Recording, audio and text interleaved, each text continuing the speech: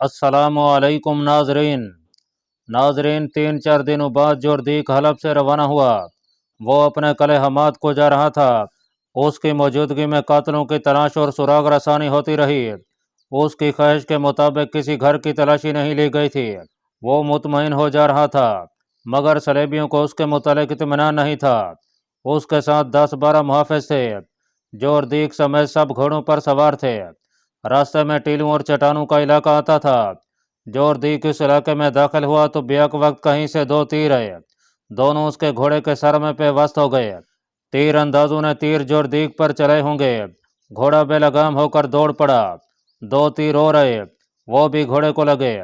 اب کے نشانہ خطا ہونے کی وجہ یہ ہو سکتی تھی کہ گھوڑا بدے کر ادھر ادھر دوڑ رہا تھا۔ جوردیک شاہ سوار تھا۔ وہ دوڑتے گھوڑے سے کود کر ایک چٹان کی اوٹ میں ہو گیا۔ اس کے محافظ ادھر ادھر بکھر گئے۔ وہ تیر اندازوں کے تعاقب میں گئے تھے۔ علاقہ ایسا تھا کہ کسی کو پکڑنا آسان نہیں تھا۔ جوردیک سمجھ گیا کہ یہ کرائے کے قاتل ہیں جنہیں صلیبیوں نے اسے قتل کرنے کے لیے بھیجا ہے۔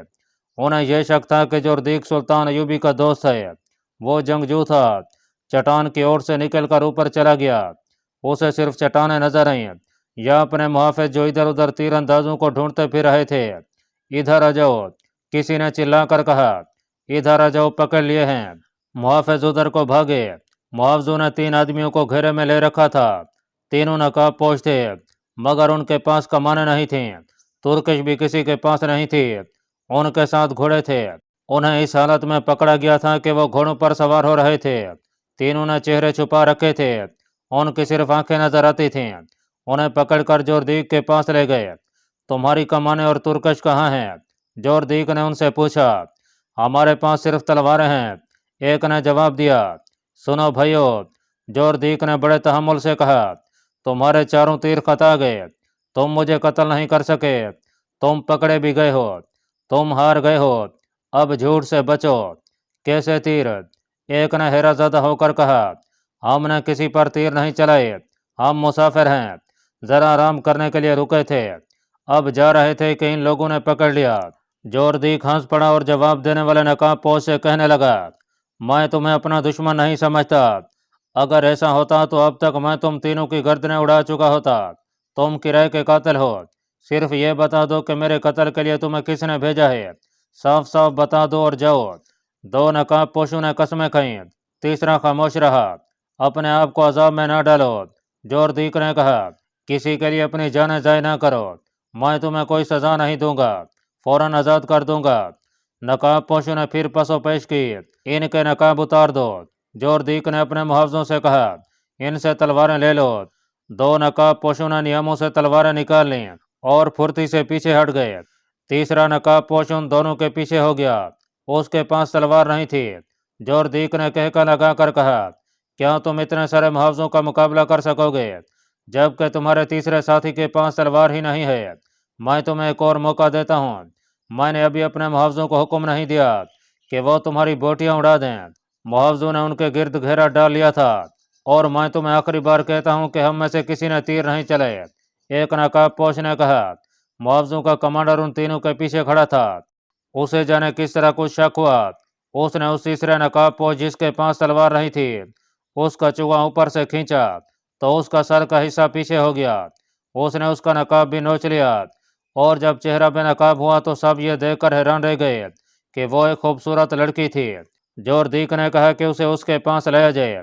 دونوں نقاب پوشوں نے حیران کن پھرتی سے پیچھے کو مڑ کر لڑکی کو پکڑنے والے محافظ کے سینے میں تلواریں رکھ دیں۔ ایک نے للکار کر کہا، جب تک ہمیں پوری بات نہیں بتاؤ گے اور ہماری نہیں سنو گے، اس لڑکی کو ہاتھ نہیں لگا سکو گے۔ ہم جانتے ہیں کہ ہمیں تمہارے ہاتھوں مرنا ہے، لیکن ہم ان میں سے آدھے محافظوں کو مار کر مریں گے۔ تمہیں یہ لڑکی زندہ نہیں مل سکتی۔ جوردیک ایک ٹھنڈے مزاج کا آدمی معلوم ہوتا تھا۔ اس نے محافظوں کو پیچھے ہٹا دیا اور نقاب پوشوں سے کہا، تم مجھ سے اور کیا بات سننا چاہتے ہو؟ بات اتنی سی ہے کہ تم کرائے کے قاتل ہو اور یہ لڑکی تمہیں انعام کے طور پر ملی ہے۔ دونوں باتیں غلط ہیں۔ ایک نقاب پوش نے کہا، ایک صلیبی حاکم اور ایک جاسوس صلیبی لڑکی کو قتل کرنا گناہ نہیں ہے۔ یہ ہماری بدقسمتی ہے کہ ہم فرار میں پکڑے گئے ہیں، لیکن ہم خوش ہیں کہ ہم نے اپنا فرض ادا کر دیا ہے۔ یہ لڑکی مسلمان ہے، مظلوم ہے، اسے ہم سلیبیوں کے پنجے سے چھڑا کر لا رہے ہیں اور دمشق جا رہے ہیں۔ کیا ونڈسر اور سلیبی لڑکی کو تم نے قتل کیا ہے؟ جوردیک نے پوچھا۔ ہاں، ایک نقاب پوش نے جواب دیا، ہم نے ان دونوں کو قتل کیا ہے۔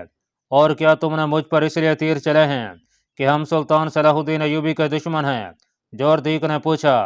ہم اچھی طرح جانتے ہیں کہ تم سلطان ایوبی کے دشمن ہو، لیکن تمہیں قتل کرنے کی کوئی ضرورت نہیں، اللہ ہمارے ساتھ ہے، اس کی مدد سے ہم بہت جلد تم سے ہتھیار ڈلوا کر تمہیں تمہاری فوج سمیت اپنا قیدی بنا لیں گے۔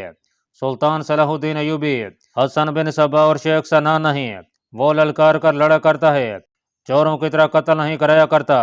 ونڈسر اور لڑائی کا قتل ہمارا ذاتی فعل تھا، حالات کا تقاضا تھا کہ وہ قتل کر دیا جائیں، ہم نے قتل کا ارتکاب کیا، یہ سلطان ایوبی کا حکم اور منشا نہیں تھی۔ اس نے جوردیک کے گھوڑے کی طرف دیکھا جو کچھ دور مرا پڑا تھا، 2 تیر اس کی پیشانی میں اور 2 پہلو میں اترے ہوئے تھے۔ نقاب پوش نے کہا، گھوڑے پر سوار ہو جاؤ، ہم دونوں میں سے کسی کو تیر و کمان دو، تم گھوڑا دوڑاؤ، جس طرح بھی دوڑا سکتے ہو دوڑاؤ، دائیں بائیں ہوتے جاؤ، ہم دونوں میں سے کوئی ایک گھوڑے پر سوار ہو کر تم پر تیر چلائے گا، اگر پہلا تیر خطا جائے تو تیر انداز کی گردن اڑا دینا، یہ تیر ہمارے چلائے ہوئے نہیں تھے جو تمہاری بجائے تمہارے گھوڑے کو لگے، تم معمولی سپاہی نہیں لگتے۔ جوردیک نے کہا، کیا تم سلطان صلاح الدین ایوبی کی فوج کے آدمی ہو؟ اور تم کون ہو؟ نقاب پوش نے کہا، کیا تم صلاح الدین ایوبی کی فوج کے آدمی نہیں ہو؟ کیا تم اسلام کے سپاہی نہیں ہو؟ تم اپنی اصلیت بھول گئے ہو، کلا داری کے عہدے نے تمہارا دماغ خراب کر دیا ہے، تم نے اس سے زیادہ رتبہ حاصل کرنے کے لیے کافروں سے دوستانہ گانٹھ لیا ہے، تم درخت سے ٹوٹی ہوئی وہ ٹہنی ہو جس کی قسمت میں سوکھ کر تنکا تنکا ہو جانا لکھ دیا گیا ہے۔ دوسرے نقاب پوش نے کہا، تم اتنے اہم انسان نہیں ہو کہ سلطان ایوبی تمہارے قتل کی ضرورت محسوس کرے، تم اپنے کیے کی سزا بھگتنے کے لیے زندہ رہو گے، تم مرے گئے تو سلیبیوں کے ہاتھوں مرو گے، تم حلب شراب پینے اور عیش کرنے گئے تھے۔ پہلے نقاب پوش نے کہا، تم اس لڑکی کے ناز سے لطف اندوز ہونے گئے تھے، میں مسلمان لڑکی ہوں۔ لڑکی بولی، مجھے سلیبیوں کی محفلوں میں نچایا گیا، ذرا سی دیر کے لیے تصور کرو کہ میں تمہاری بیٹی ہوں، تم اتنے بے غیرت ہو گئے ہو کہ اپنی بیٹیوں کی ابرو ریزی بھی تم میں غیرت بیدار نہیں کر سکتی۔ میں سلیبیوں میں 7-8 سال گزار کر رہی ہوں، میں نے ان سلیبی حاکموں کے ساتھ بھی وقت گزارا ہے جنہیں تم نے اپنا دوست بنا کر یہاں بلایا ہے، میں نے ان کی باتیں سنی ہیں، وہ دوستی کا فریب دے کر مسلمانوں کو آپس میں لڑا رہے ہیں۔ جوردیک پر خاموشی طاری ہو گئی تھی، اس کے محافظ حیران تھے کہ اتنا خودسر اور دلیر کلادار ان تینوں کی اتنی سخت باتیں برداشت کر رہا ہے۔ وہ گہری سوچ میں کھو گیا تھا، اسے وہ جھڑپ یاد آ رہی تھی جو اس نے ریمانڈ کے فوجی نمائندے سے اس مسئلے پر کی تھی کہ حلب کے باشندوں کے گھروں کی تلاشی لی جائے گی۔ اسے یہ خیال آیا کہ اس پر تیر چلانے والے سلیبیوں کے آدمی ہوں گے۔ اس نے نرم سے لہجے میں نقاب پوشوں سے کہا، میں تمہیں اپنے قلعے میں لے جانا چاہتا ہوں، قیدی بنا کر نہیں۔ جوردیک نے یہ کہہ کر سب کو حیران کر دیا کہ مہمان بنا کر مجھ پر بھروسہ رکھو، اپنی تلواریں اپنے پاس رکھو۔ سب گھوڑوں پر سوار ہو گئے، جوردیک کا گھوڑا مر چکا تھا، اس نے ایک محافظ کا گھوڑا لے لیا اور یہ قافلہ چل پڑا۔ وہ چٹانی علاقے سے نکلنے والے تھے کہ سر پر دوڑتے گھوڑوں کے ٹاپو سنائی دیے، سب نے اپنے گھوڑوں کو ایڑنے لگے اور نظر آ گیا کہ 2 گھڑ سوار پوری رفتار سے حلب کی سمت بھاگے جا رہے تھے، ان کی کمانیں اور ترکش صاف نظر آ رہے تھے، وہ یقیناً یہاں سے بھاگے تھے، یہ ہو سکتے ہیں تمہارے قاتل، ایک نقاب پوش نے کہا اور گھوڑے کو ایڑ لگا دی۔ دوسرے نقاب پوش نے بھی گھوڑا دوڑا دیا، دونوں نے تلواریں نکال لیں، لڑکی وہیں رہی۔ تمام محافظوں نے گھوڑے طاقوں میں ڈال دیے، ان میں سب سے زیادہ تیز گھوڑے نقاب پوشوں کے تھے، آگے کچھ علاقہ ریت کی ڈھیری اور گھاٹیوں کا تھا، بھاگنے والے سواروں نے گھوڑے موڑے، نقاب پوش تجربہ کار سوار معلوم ہوتے تھے، انہوں نے گھوڑوں کا رخ موڑ کر فاصلہ کم کر لیا، بھاگنے والوں نے کندھوں سے کمانیں اتار لیں اور ان میں ایک ایک تیر ڈال لیا، گھوڑوں کے رخ بدل کر انہوں نے تعاقب کرنے والوں پر تیر چلائے، تیر خطا گئے مگر تعاقب میں خطرہ پیدا کر گئے، نقاب پوش پہنچ گئے، فاصلہ چند گز رہ گیا تو بھاگنے والوں نے تیر چلانے کی کوشش کی مگر نقاب پوشوں نے انہیں مہلت نہ دی، ایک نے بھاگنے والے گھوڑے کے پچھلے حصے میں تلوار ماری، گھوڑا بے قابو ہو گیا، دوسرے نے دوسرے بھاگنے والے پر تلوار کا وار کیا تو اس کا ایک بازو صاف کاٹ دیا، دوسرے کا گھوڑا زخمی ہو کر بے لگام ہو گیا تھا، اسے محافظوں نے پکڑ لیا، انہیں جب جوردیک کے سامنے لے جایا گیا تو اصل صورتحال واضح ہو گئی۔ نقاب پوشوں نے نقاب اتار دیے اور انہوں نے بتا دیا کہ وہ سلطان ایوبی کے جاسوس ہیں۔ ان میں ایک خلت تھا اور دوسرا اس کا ساتھی، اور جو بھاگتے ہوئے پکڑے گئے تھے وہ مسلمان ہی تھے، لیکن جوردیک کو قتل کرنے آئے تھے۔ ان میں سے جس کا بازو کٹ گیا تھا اسے بڑی بے رحمی سے کچھ دور پھینک دیا گیا۔ دوسرے سے کہا گیا کہ وہ زندہ واپس جانا چاہتا ہے تو بتا دے کہ اسے کس نے بھیجا تھا، ورنہ اس کا بھی بازو کاٹ کر یہیں پھینک دیا جائے گا۔ اس نے بتایا کہ ان دونوں کو ریمانڈ کے فوجی نمائندے نے 2 مسلمان عمرا کی موجودگی میں کہا تھا کہ فلاں دن اور فلاں وقت جوردیک حلب سے روانہ ہو رہا ہے اور وہ فلاں وقت چٹانی علاقے میں سے گزرے گا۔ ان دونوں کو بے تحاشا انعام پیش کیا گیا تھا۔ انہیں جوردیک کے قتل کی یہ ترکیب بتائی گئی تھی کہ چٹانی علاقے میں چھپ جائیں اور جوردیک کو تیروں کا نشانہ بنا کر بھاگیں۔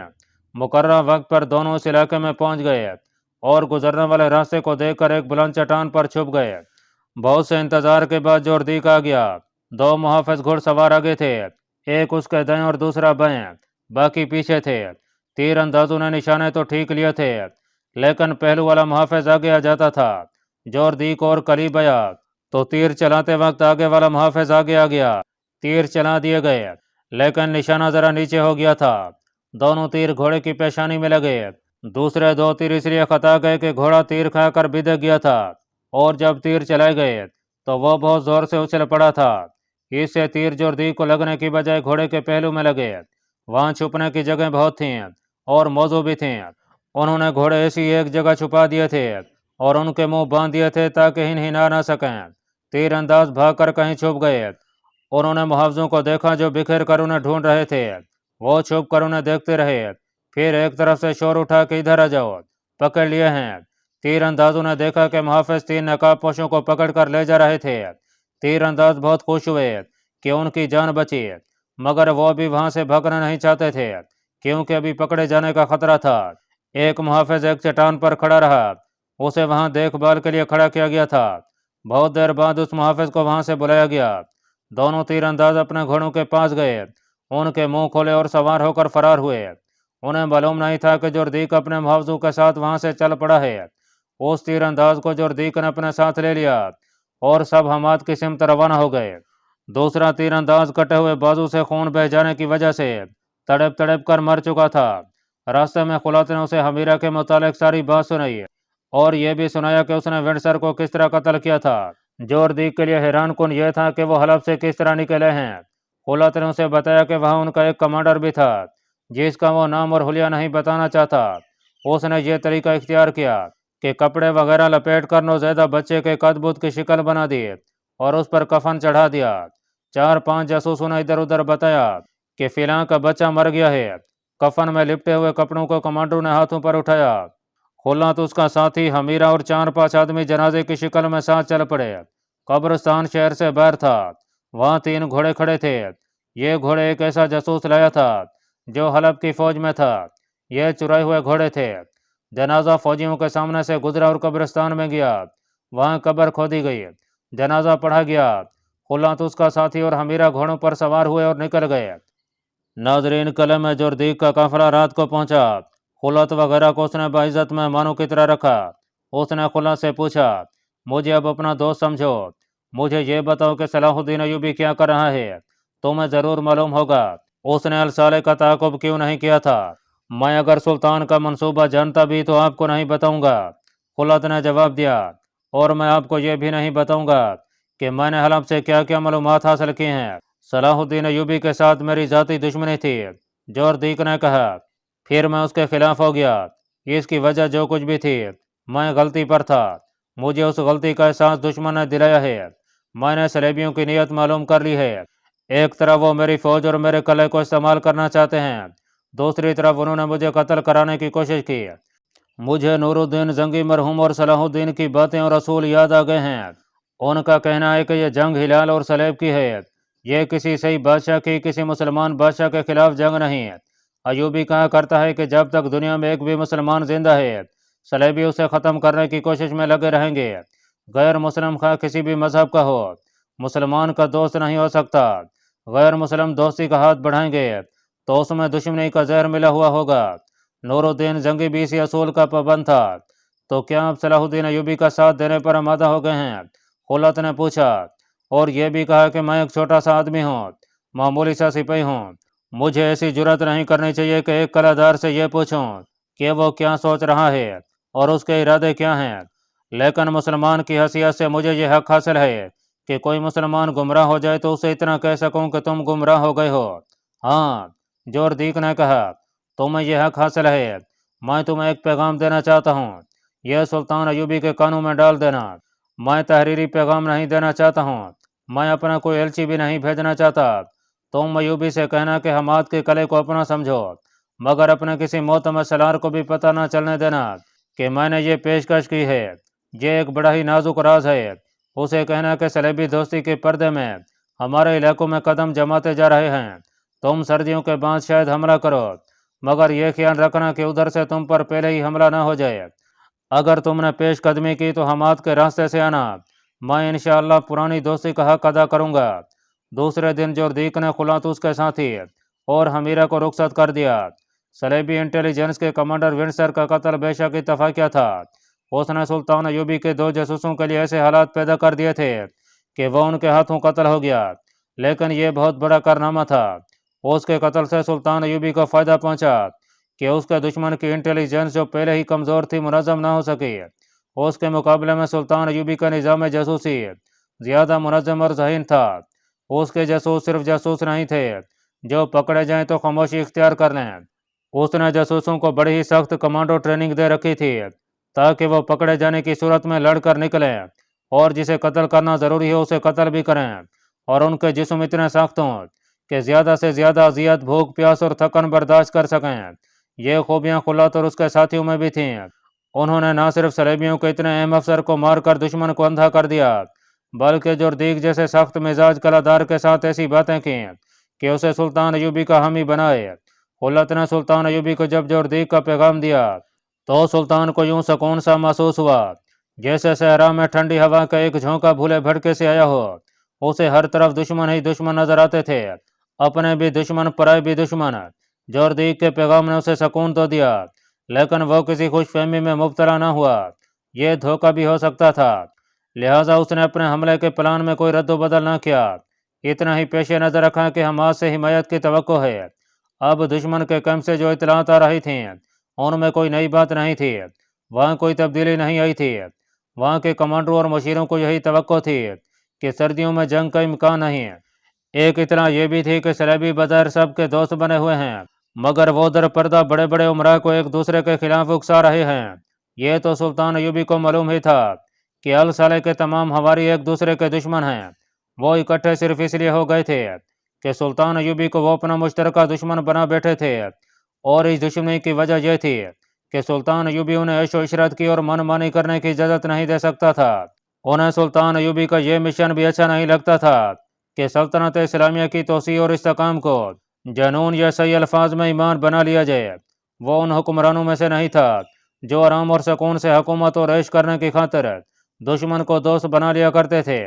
اسے جنگی نوعیت کی جن معلومات کی ضرورت تھی وہ اس نے حاصل کر لی تھیں۔ اس کی فوج سردی میں لڑنے کے لیے تیار ہو گئی تھی۔ اب رات کی ٹریننگ میں کوئی سپاہی بیمار نہیں ہوتا تھا۔ ناظرین، 1174 کا دسمبر شروع ہو چکا تھا۔ سلطان ایوبی نے اپنے فوجی کمانڈروں کی آخری کانفرنس بلائی۔ اس میں مرکزی کمان کے تمام افسر شامل تھے اور دستوں کے کمانڈروں کو بھی بلایا گیا تھا۔ سلطان ایوبی نے انہیں پہلا حکم یہ دیا کہ اس لمحے سے فوج کی نقل و حرکت کے متعلق کوئی بات وہ کتنی ہی بے ضرر کیوں نہ ہو باہر کے کسی آدمی کے ساتھ نہیں کی جائے گی۔ جو عسکری اپنے بیوی بچوں کے ساتھ رہتے ہیں وہ گھروں میں بھی کوئی بات نہیں کریں گے۔ فوج کے کوچ کا وقت آ گیا ہے۔ یہ ظاہر کیا جائے گا کہ فوج روزمرہ کی تربیت اور دمشق کے لیے جا رہی ہے۔ ان ہدایات کے بعد اس نے کہا، ہمارے عیش پرست اور ایمان فروز بھائی اسلام کی تاریخ کو اس موڑ پر لے آئے ہیں جہاں تمہارا اپنے ہی عزیزوں کے خلاف لڑنا تم پر فرض ہو گیا ہے۔ کیا کسی نے کبھی یہ بھی سوچا تھا کہ میں اپنے پیر و مرشد نور الدین زنگی مرحوم کے بیٹے کے خلاف لڑوں گا؟ مگر صورت یہ پیدا ہو گئی ہے کہ بیٹے کی ماں بھی مجھ پر لعنت بھیج رہی ہے کہ اس کا مرتد بیٹا ابھی زندہ کیوں ہے۔ میرے رفیقو، تم جس فوج سے لڑنے جا رہے ہو اس میں تمہارے چچا زاد بھائی بھی ہوں گے، ماموں زاد اور خالہ زاد بھی ہوں گے۔ مجھے 2 بھائی ایسے بھی اپنی فوج میں نظر آئے ہیں جن کا ایک بھائی ایمان فروشوں کی فوج میں ہے۔ اگر تم خون کے رشتوں کو دل میں جگہ دو گے تو اسلام کے ساتھ جو تمہارا رشتہ ہے وہ ٹوٹتا ہے۔ کوچ سے پہلے تمہیں عہد کرنا ہوگا کہ تم یہ نہیں دیکھو گے کہ تمہارا مد مقابل کون ہے، تمہاری نظریں اپنے علم پر رہیں گی۔ دل میں یہ حقیقت بٹھا لو کہ تمہارے سامنے کلمہ گو بھائی ہیں، مگر ان کی پیٹھ پر صلیبی ہیں۔ میں اس بھائی کو بھائی نہیں سمجھتا جو اپنے مذہب کے دشمن کو دوست سمجھتا ہے۔ ایک واقعی نگار کی تحریر سے پتہ چلتا ہے کہ اس لیکچر کے دوران سلطان صلاح الدین ایوبی کی آواز بھر آئی۔ اس نے خاموش ہو کر سر جھکا لیا۔ یہ دیکھنا کسی کے لیے مشکل نہ تھا کہ اس کی آنکھوں میں آنسو آ گئے تھے۔ وہ کچھ دیر سر جھکا کر بیٹھا رہا۔ کانفرنس کے شرکاء پر سکوت طاری ہو گیا۔ سلطان ایوبی نے سر اٹھایا اور دونوں ہاتھ دعا کے لیے اٹھائے اور آسمان کی طرف منہ کر کے گڑ گڑایا، خدائے عز و جل، میں تیرے نام کی خاطر، تیرے رسول کی ناموس کی خاطر اپنے بھائیوں کے خلاف تلوار اٹھا رہا ہوں۔ اگر یہ گناہ ہے تو مجھے بخش دینا میرے خدا، مجھے تیری رہنمائی کی ضرورت ہے، مجھے اشارہ دو، میں گمراہ ہوں، گناہ گار ہوں۔ اس نے سر پھر جھکا لیا اور جانے اسے اپنی ذات سے کوئی اشارہ ملا یا خدا نے اسے کوئی اشارہ دے دیا۔ اس نے گرجدار آواز میں کہا، ہمیں قبلہ اول کو آزاد کرانا ہے، تمہیں بیت المقدس پکار رہا ہے۔ میرے راستے میں میرا باپ آیا تو اسے بھی قتل کر دوں گا، میرے بچے راستے میں حائل ہوئے تو انہیں بھی قتل کر دوں گا۔ اس کا چہرہ دمکنے لگا، جذباتیات کا غلبہ ختم ہو چکا تھا۔ وہ پھر وہی صلاح الدین بن گیا جو صرف حقائق کے متعلق مختصر سی بات کیا کرتا تھا۔ اس نے کمانڈروں کو بتایا کہ 2 روز بعد رات کو کوچ ہوگا۔ اس نے پلان کے مطابق فوجوں کی جو تقسیم کی وہ سب کو بتائی اور ہر حصے کے کمانڈر کو کوچ کا وقت بتایا۔ اراول کے کمانڈر کو ضروری ہدایات دیں، چھاپہ مار جیشوں کی تقسیم بتائی، پہلوں پر جن دستوں کو رکھنا تھا ان کے کمانڈروں کو کوچ کا انداز، راستہ اور وقت بتایا، اور اس نے سب کو یہ بھی بتایا کہ اس کا اپنا ہیڈ کوارٹر گھومتا پھرتا رہے گا۔ اس سے پہلے اس نے مصر کے راستے پر متحرک رہنے والے چھاپہ مار دستے بھیج دیے تھے اور مسافروں اور خانہ بدوشوں کے بحروب میں اس نے اپنی انٹیلیجنس کی بہت سی نفری ان علاقوں میں بھیج دی تھی جہاں ریمانڈ کی فوج کے آنے کی توقع تھی۔ اللہ پاک کمی بیشی معاف فرمائے۔ اللہ آپ کا حامی و ناصر ہو، آمین۔